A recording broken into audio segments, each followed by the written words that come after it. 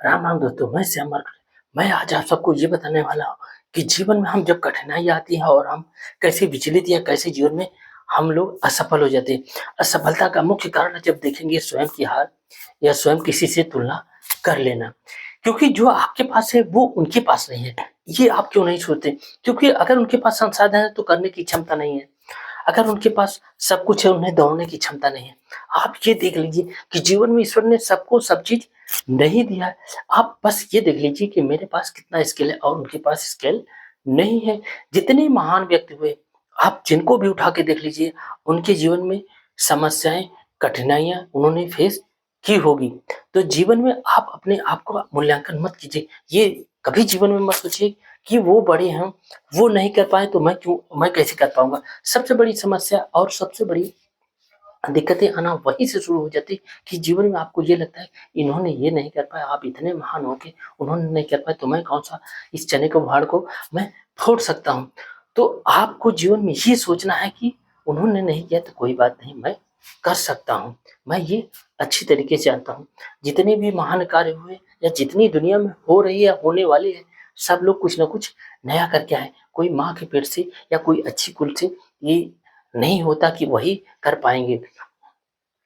मैंने आपको बताया कि जीवन में आपने देखा होगा जब आईसीसी ने टी20 वर्ल्ड कप का अनाउंस किया था, उस समय भारतीय टीम में हमारे भारतीय टीम में उस समय 4 या 5 खिलाड़ी मुख्यतः हुआ करते थे, जो काफ़ी खिताबी पाए, जैसे महान सचिन तेंदुलकर, सौरव गांगुली, राहुल द्रविड़, वीवीएस लक्ष्मण और ज़हीर खान, जितने भी नए-नए खिलाड़ी थे, तो उन्होंने क्या किया जब अपना 50 ओवर का मैच एक साधारण सी टीम से बांग्लादेश से हार गए थे, तो उन्होंने आईसीसी टी20 में जाने से इनकार कर दिया क्योंकि उन्हें ये लग रहा था कि ये तो नॉर्मल ऐसे आईसीसी लॉन्च कर रहा है, पता नहीं ये नाम कमा पाएगा कि नहीं कमा पाएगा, तो उन्होंने उससे किनारा कर लिया।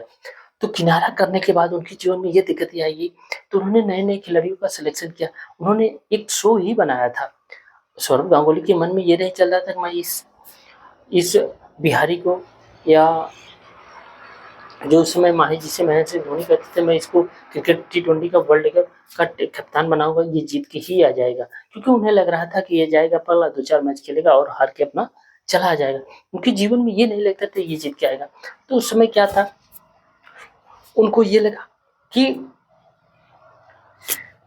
जो खिलाड़ी उस समय गए थे, उनके नाम पे कोई बहुत ज़्यादा स्टार नहीं लगा था, क्योंकि उस समय नए-नए खिलाड़ियों का सिलेक्शन हुआ था।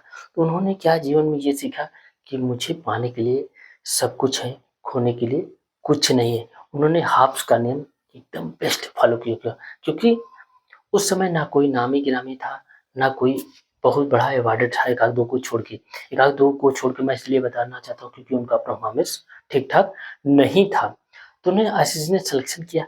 आप सोच लीजिए, जो खिलाड़ी, जो भारतीय टीम, जो अच्छे-अच्छे नामी-गिरामी खिलाड़ी थे, 2007 के 50 ओवर का वर्ल्ड कप के क्वार्टर फाइनल के पहले ही मैच हार के गए।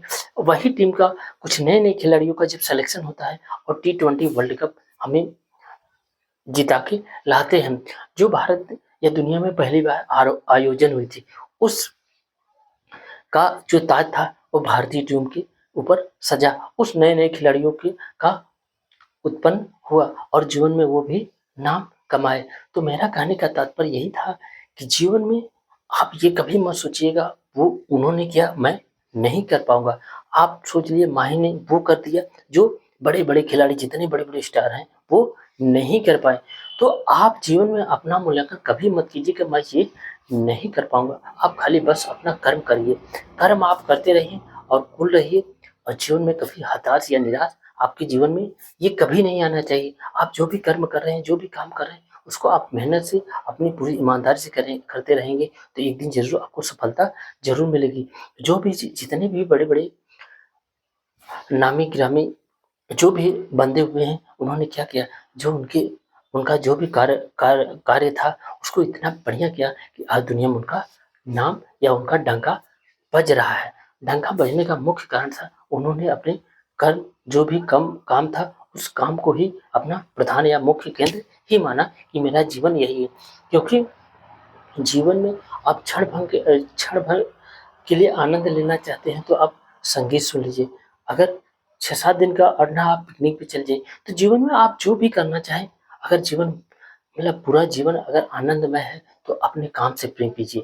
आप जो काम कर रहे हैं, आप जो कर्म कर रहे हैं, वही जीवन आपके लिए आनंद लाएगा, क्योंकि आपके कर्म से ही आपके जीवन में पूजा जाएगा और जो भी नाम आप कमाएँगे, जो भी आप कार्य कर रहे हैं, उस कार्य को जितना बढ़िया से आप करेंगे जीवन में, तभी आप नाम कमाएँगे। सोच लीजिए, आपके माता-पिता ने ये कभी नहीं सोचा होगा कि मैं अपने बच्चों का परवरिश, मैं गरीब घर से हूँ, तो अपने बच्चे को परवरिश कम ढंग से करूँ, आधा पेट खिलाऊँ या पूरे पेट।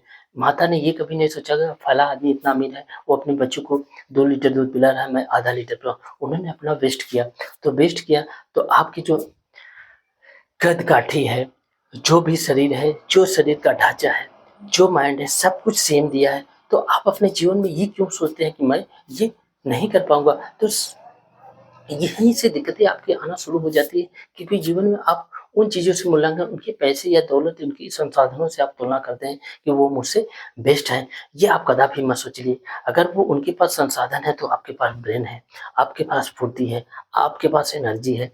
आप देख लीजिए, बड़े बड़े घर के बच्चे जो होते हैं, उनके पास संसाधन बहुत होते हैं, लेकिन उनके पास स्किल नहीं होती है।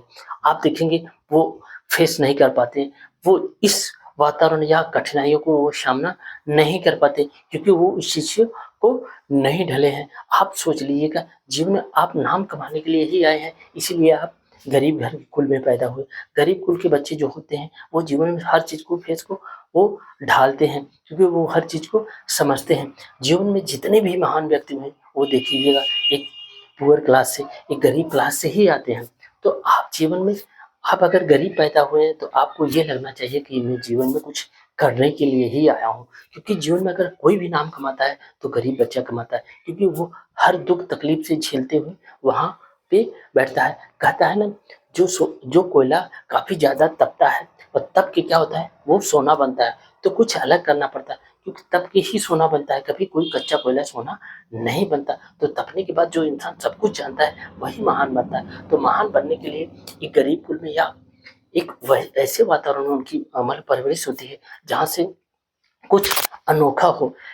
फूल तो गेंदे की भी होते हैं, फूल तो गुलाब के भी होते हैं, फूल अनेक प्रकार होते हैं। फूल कमल को ही राष्ट्रीय पुष्प क्यों माना गया है? क्योंकि वो कीचड़ में पल के कुछ नया, अनोखा और हर चीज़ दिखाता है। तो आपके जीवन में ये लगना चाहिए, आप किस कुल में पैदा, इसका कोई मायने नहीं। आप कहाँ कितने संसाधन हैं, ये भी जीवन में आप कभी मत सोचिएगा। जीवन में जो बंदे ऐसे सोचते हैं कि मेरे संसाधन नहीं है, इसलिए मैं जीवन में कुछ नहीं कर पाऊँगा, तो जीवन में सबसे बड़ी गलतियाँ वही कर बैठते हैं। तो जितने भी नाम, अगर जीवन में मुझे कुछ नया करना है, जीवन में नाम कमाना है, तो इन संसाधनों को छोड़ के आप जीवन में नाम कमाइए, क्योंकि मानव तन या मानव योनि बार-बार नहीं मिलती। आप जीवन में जो भी लक्ष्य या जो भी आप कार्य कर रहे हैं, उसको आप पूरे मन से, पूरी ईमानदारी से आज के बाद करेंगे। सफलता तभी आपको मिलेगी। सफलता इस तरह से यूँ ही नहीं मिल जाती कि हवा में उड़ रही है और तुरंत आपको मिल जाए। क्योंकि अगर बाय द वे आपको सफलता वैसे मिल भी जाती है, बाय द वे एकाध-दो को आपको ये लगता है कि बाय द वे मिल जाती है, तो वो अपने आप को सँभाल नहीं पाते, क्योंकि वो उन चीज़ों को, बड़ी आपदाओं को, बड़े पैसे आपको मिल जाए, अगर 2-4 करोड़ मिल जाए एकाएक, तो क्या आप उसको हज़म कर पाएँगे? नहीं, कभी नहीं। क्योंकि धीरे-धीरे जो तपता है, धीरे-धीरे जो सँभलता है, वही जीवन में बनता है। जैसे आपने ये देखा होगा कि जैसे कुछ ऐसे वृक्ष हैं, जैसे वृक्ष बहुत तेज़ी से बढ़ते हैं, तो क्या होता है, एक हल्का-सा हवा का झोंका होता है और उखड़ के ज़मीन से बाहर वो गिर जाते हैं। तो आपने ये जीवन में ये सीख ली, उस वृक्ष से देख लीजिए, जो जितने तेज़ी से बढ़ता है, वो उतने तेज़ी से उनका जीवन में विनाश भी हो जाता है। तो जीवन में आपको एक जो है अडिग जीवन जीना है, एक लंबी आयु जीनी है, तो मुझे क्या करना है? मुझे उस वृक्ष की तरह बनना है, जो धीरे-धीरे बढ़ता है और जी एक सतह बनाती है, और एक सतह बनाने के बाद कितनी भी उसके ऊपर कठिनाइयाँ, कितनी भी वातावरण की कितनी भी तूफ़ान आती है, वो उससे अडिग रहता है और हमेशा लड़ता रहता है। तो मानव एक जीवन है, मेरी भी जीवन की कल्पना है कि मैं भी लड़ना सीखूँ। तो मेरा ये कहने का या वीडियो बनाने का लक्ष्य उन लोगों के लिए है, जो अपने जीवन को इस तरह से हताश या निराश बना के बैठ गए हैं कि मैं एक गरीब घर से कुल से पैदा हूँ, मेरे पास ये संसाधन नहीं है, मैं ये नहीं कर सकता। तो जीवन में आप कठिनाइयों को फेस कीजिए, क्योंकि जीवन में आपको नाम कमाना है, अपने कुल का नाम रोशन करना है। आप उस गरीबी को अगर अचीव कर पाएँगे और बड़ा बन पाएँगे, तभी तो आपका जीवन एक साकार होगा, क्योंकि आप उसी लिए पैदा हुए कि मुझे मुझे मेरे घर में 4 चाँद लगाए। हर माता-पिता अगर बच्चे पैदा उनके घर बच्चे पैदा तो यही अनुमान लगाते हैं कि मेरा बेटा कहीं न कहीं मेरी गरीबी या मेरे जो दुःख थे उसको वो दूर करेगा। इसलिए नहीं पैदा करते हैं कि वो और कठिनाई को हमारे जीवन में फेस करेगा और हमारी कठिनाई को, क्योंकि उस समय उस माता-पिता के जीवन में अभिशाप बन जाता है।